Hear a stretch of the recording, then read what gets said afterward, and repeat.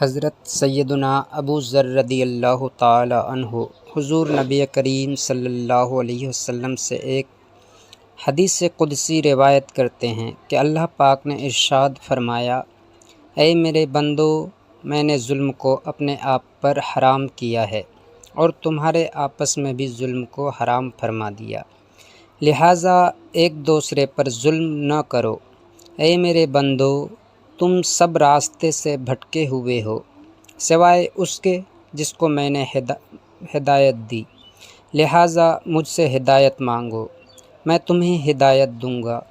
اے میرے بندو، تم سب کے سب بھوکے ہو سوائے اس کے جسے میں کھلاؤں، لہٰذا مجھ سے کھانا مانگو، میں تمہیں کھلاؤں گا۔ اے میرے بندو، تم سب کے سب برہنہ ہو سوائے اس کے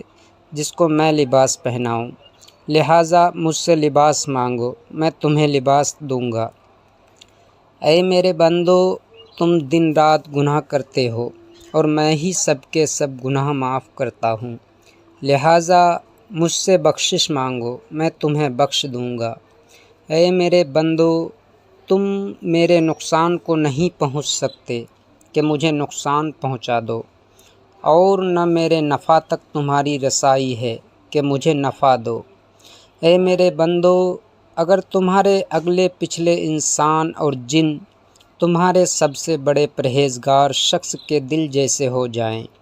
تب بھی میری بادشاہت میں کچھ بڑھا نہیں سکتے۔ اے میرے بندو،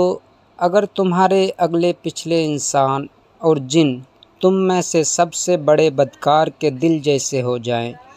تو بھی میری بادشاہت میں کچھ کمی نہیں کر سکتے۔ اے میرے بندو، اگر تمہارے اگلے پچھلے انسان